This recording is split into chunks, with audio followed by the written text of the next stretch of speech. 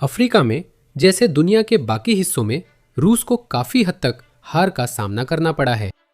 ये शब्द फ्रांस के विदेश मंत्री जीन नोएल बैरो ने अफ्रीका फॉरवर्ड समिट 2026 में कहे और इनसे रूस को गहरा आघात पहुंचा। क्यों? क्योंकि बैरो सही है। दुनिया में रूस के आखिरी सहयोगी अब तेजी से पुतिन की सबसे बड़ी समस्या बनते जा रहे हैं। प्रभाव कम होता जा रहा है। पुतिन से लोग दूर हो रहे हैं। अगर आप रूस को अभी भी महाशक्ति मानते हैं तो फिर सोचें, गिरावट सच है और अफ्रीका दिखाता है कि रूस कितना नीचे गिर चुका है। बैरोट ने ले मोंड को अफ्रीका फॉरवर्ड समिट 2026 के बाद ये बातें कहीं। इसी समिट को वे अफ्रीका में रूस के घटते प्रभाव का सबूत मानते हैं।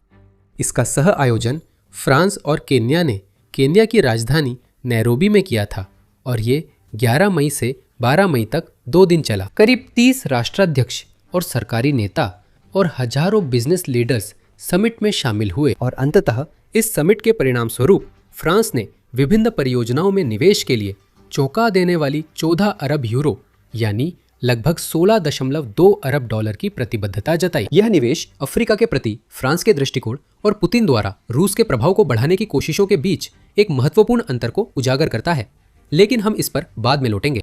इस समिट से यह स्पष्ट होता है कि अफ्रीका के साहेल क्षेत्र के कई देशों और महाद्वीप के कुछ फ्रेंच भाषी देशों के साथ फ्रांस के बीच जो तनाव लंबे समय से चल रहा था वह अब कम होने लगा है। बारो कहते हैं कि आइवरी कोस्ट के लोग समिट में शामिल हुए, जो संबंधों में नरमी दर्शाता है। समझने के लिए कि यह रूस के लिए क्यों अहम है, पहले देखना होगा कि पिछले कुछ वर्षों में पुतिन अफ्रीका में क्या करने की कोशिश कर रहे हैं। रूस का लक्ष्य अफ्रीका में फ्रांस और बाकी यूरोप की कीमत पर जीत हासिल करना रहा है। अब योजनाएं बिखर रही हैं। पुतिन ने जब प्रभाव बढ़ाना शुरू किया तब उन्होंने रूस की प्रतिष्ठा महाद्वीप पर गिरने की कल्पना नहीं की थी।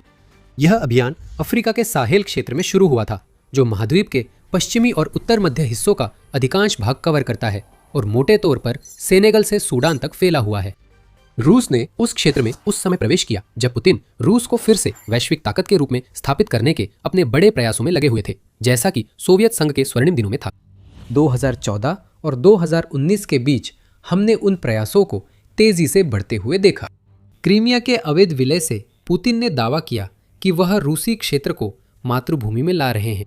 सीरिया, लीबिया और मध्य अफ्रीकी गणराज्य में रूसी अभियानों ने रूस को कठपुतलियों और प्रॉक्सी समूहों का ऐसा नेटवर्क बनाने में मदद की जिसे पुतिन भविष्य में रूस के फायदे के लिए इस्तेमाल कर सकते हैं। रणनीति लगभग हमेशा एक जैसी ही थी। पुतिन किसी अफ्रीकी देश की पहचान करते जो किसी न किसी तरह की अस्थिरता से जूझ रहा हो और फिर वो रूसी सफेद घोड़े पर सवार होकर सुरक्षा और हथियारों के रूप में स्थिरता का प्रस्ताव देते। साहेल पुतिन के अभियान के लिए सही शिकार था। 2010 के दशक के अंत तक क्षेत्र राजनीतिक अस्थिरता और सुरक्षा चुनौतियों से जूझ रहा था।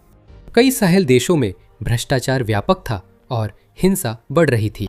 माली, नाइजर और बुर्किना फासो में 2020-2023 के बीच सैन्य जुंटाओं ने सत्ता संभाली। माली में पुतिन ने एक मौका देखा जब उन्होंने रूसी भाड़े के सैनिकों और बाद में एक समर्पित रूसी बल की पेशकश की ताकि सत्ता में आई झुंटा की सुरक्षा की जा सके। यही तरीका था किसी को समर्थन और सैनिक सुरक्षा देकर प्रभाव बढ़ाना। वैसे माली को ध्यान में रखें, वह देश शायद किसी भी अन्य देश से ज्यादा उस असली समस्या को दिखाता है जिसका रूस अब अफ्रीका में सामना कर रहा है। पुतिन की रणनीति कुछ समय चली और रूस के नेता ने यूक्रेन पर हमला कर प्रभाव बढ़ाने का अभियान तेज किया। पुतिन को तब नहीं पता था कि यह हमला रूस के लिए भारी पड़ जाएगा। पहले 2 साल तक किसी ने रूस की नाकामी आते नहीं देखी। 2023 में बीबीसी ने बताया कि अफ्रीका में एक बड़ा दुष्प्रचार अभियान चल रहा था, एक बड़े सोशल नेटवर्क पर आधारित जिसे अनौपचारिक रूप से रूसोस्फीयर कहा जाता था। इस अभियान ने वे सभी संदेश पहुंचाए जिन पर पुतिन का विश्वास था कि वे अफ्रीका में यूरोपीय प्रभाव को कमजोर करेंगे और साथ ही उन देशों पर रूस की पकड़ मजबूत करेंगे जिनमें उसकी जड़ें फैल चुकी थी। फ्रांस पर आधुनिक उपनिवेशवाद का आरोप लगा, जिससे फ्रांस और साहेल देशों में वही तनाव पैदा हुआ जैसा पहले बताया गया था। रूस ने पुतिन के आक्रमण के समर्थन के लिए यूक्रेनियनों को नाजी और शैतानवादी कहा, जो बाद में अफ्रीकी जनशक्ति के शोषण में दिखा। वैगनर जैसी भाड़े की सेनाओं ने अपनी मौजूदगी महसूस करानी शुरू कर दी, खासकर माली जैसे देशों में। और ये सब रूस द्वारा खुद को उन कई अफ्रीकी देशों के लिए पसंदीदा सुरक्षा साझेदार के रूप में स्थापित करने के प्रयास के तहत हो रहा था, जिन्हें वो अपनी ओर आकर्षित करने की कोशिश कर रहा था। जून 2024 के एक लेख में इंडिपेंडेंट ने चर्चा की कि कई राष्ट्र पश्चिम की बजाय रूस की ओर क्यों बढ़ रहे हैं। इसने रूसी नेताओं की बार बार यात्राओं, वैगनर जैसे समूहों के इस्तेमाल और रूस के अफ्रीका कोर के गठन की ओर इशारा किया, जिनका मकसद अफ्रीकी देशों को यह संदेश देना था कि पश्चिम आपकी परवाह नहीं करता, लेकिन रूस आपको सुरक्षा, सैनिक और रूसी राजनीति के ताकतवर लोगों तक सीधी पहुंच देगा। रूस इस मामले में भी समझदार था कि उसने जिन देशों को अपने पक्ष में करने की कोशिश की, उनके आंतरिक मामलों में ज्यादा दखल नहीं दिया। जहां अमेरिका और अन्य पश्चिमी देश लोकतंत्र को बढ़ावा देते थे, खासकर उन देशों में जो तानाशाह या जुंटा के प्रभाव में आ रहे थे, वहीं रूस ने ऊपरी तौर पर दखल न देने वाला रवैया अपनाया।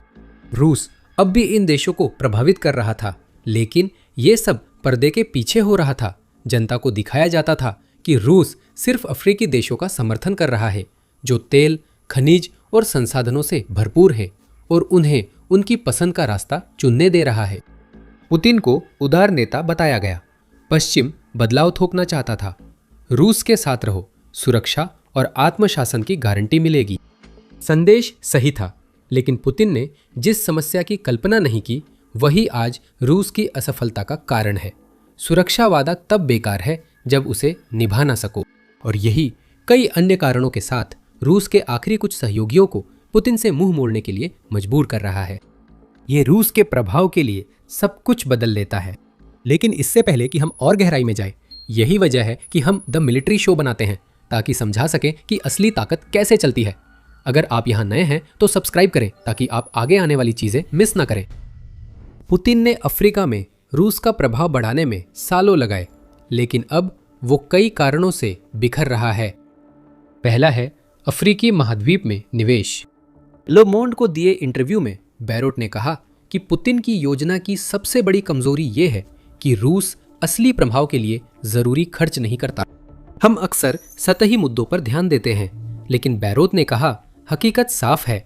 व्यापार, निवेश और अपनी यूनिवर्सिटियों में अफ्रीकी छात्रों का स्वागत करने के मामले में फ्रांस और यूरोप का अफ्रीका के विकास में योगदान चीन, रूस या अमेरिका की तुलना में 10, 50 बल्कि 100 गुना तक अधिक है।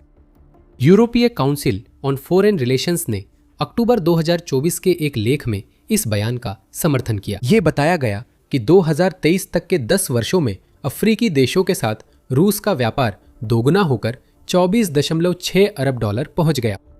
फिर भी यह यूरोपीय संघ के 288 अरब डॉलर के व्यापार से काफी कम था।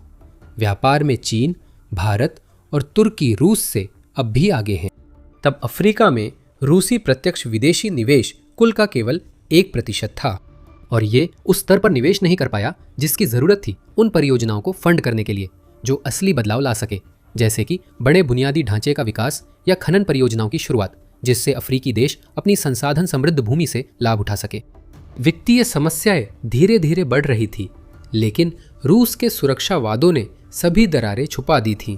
पुतिन ने कई देशों में पश्चिम विरोधी भावना फैलाई, जो तब तक प्रभावी रही जब तक रूस से वादे निभाने की अपेक्षा नहीं थी। स्पॉइलर अलर्ट, रूस से वादे निभाने की उम्मीद थी, लेकिन वो असफल रहा। पहले हमने माली को ध्यान में रखने के लिए कहा था, इसके पीछे कारण था। माली की हालिया घटनाओं ने रूस के वादों को झूठा सिद्ध किया। पुतिन की सेनाएं माली की जुंटा को जनता पर नियंत्रण बनाए रखने में मदद करने वाली थीं, पर असली परीक्षा में वे इतनी विफल रहीं कि अलगाववादियों और विद्रोहियों को माली में बढ़त मिल गई। अप्रैल के अंत में माली का आज़ाद मुक्ति मोर्चा, जो उत्तरी माली को केंद्रीय जुंटा से अलग करने के लिए लड़ रही है, ने किडाल शहर पर हमला किया, जो एक अहम गढ़ है। रूस की अफ्रीका कोर की कई इकाइयां, जिन्हें विशेष रूप से ऐसे हमले को रोकने के लिए तैनात किया गया था, वहीं मौजूद थी। वे विफल रहीं।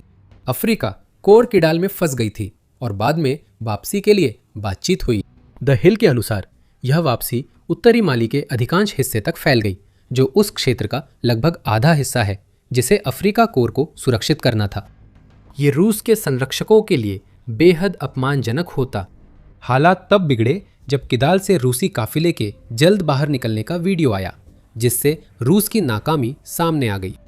अफ्रीका कोर इतनी जल्दी पीछे हटा कि अपना कुछ सामान जैसे बारूदी सुरंग, रोधी वाहन छोड़ गया, जो अब अल कायदा समर्थित विद्रोहियों के पास है। ऐसे हमले रूस द्वारा सुरक्षा देने की कहानी को खत्म कर देते हैं। ये हमले बुर्किना फासो, नाइजर जैसे इलाकों में और विद्रोह बढ़ा सकते हैं, जहां अफ्रीका कोर, जो अपने एकमात्र काम में असफल रहा है, ने इकाइयां तैनात की है। ये घटना रूस ने साहेल क्षेत्र में अपने लिए जो व्यापक समस्या पैदा की है को दर्शाती है।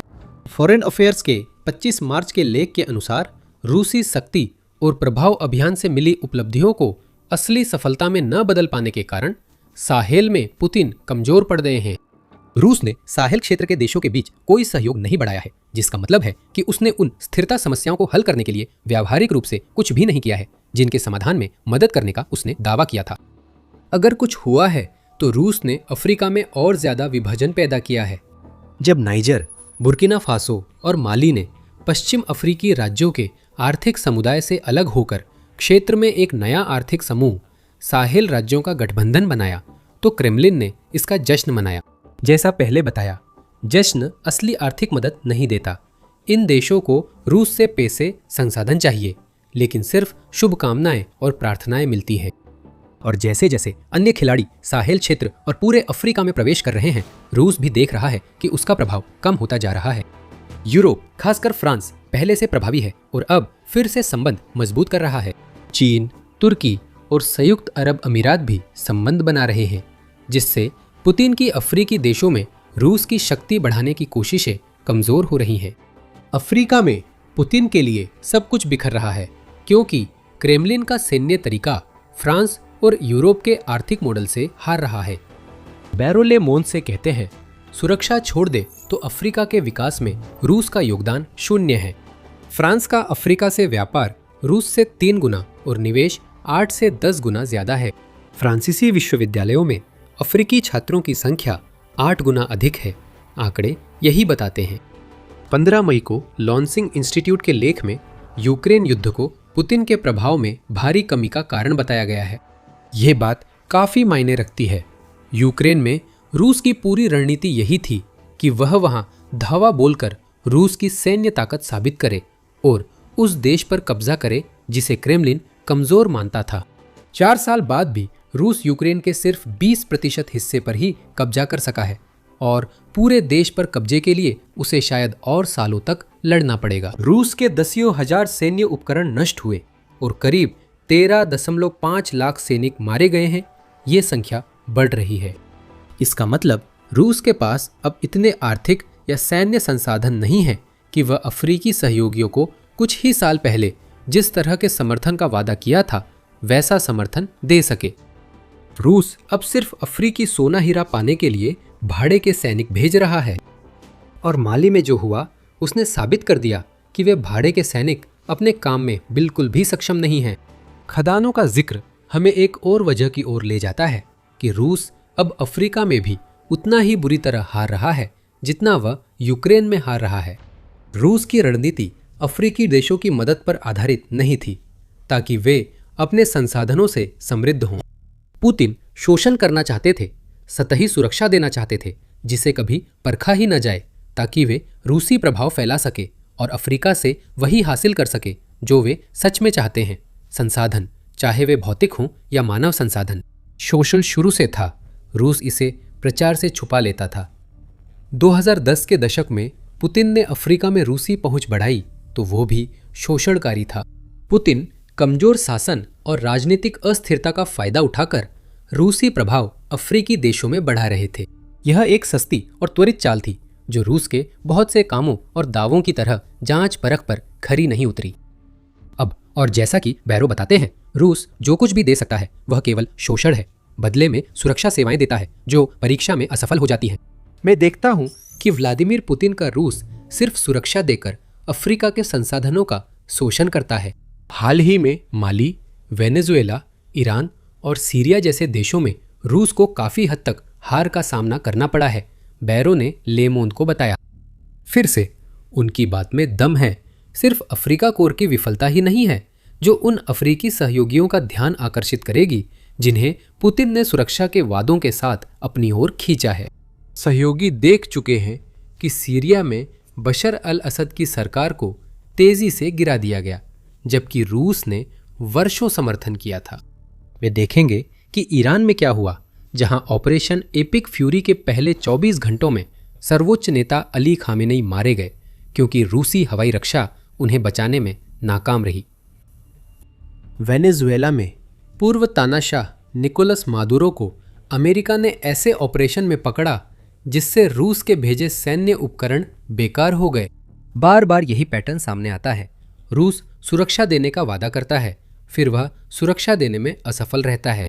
माली रूस के प्रभाव वाले अफ्रीकी देशों पर असर डालने वाला पहला उदाहरण था और शायद आखिरी नहीं होगा। ये केवल सुरक्षा विफलता का पैटर्न नहीं है जो अफ्रीकी देश देख रहे हैं।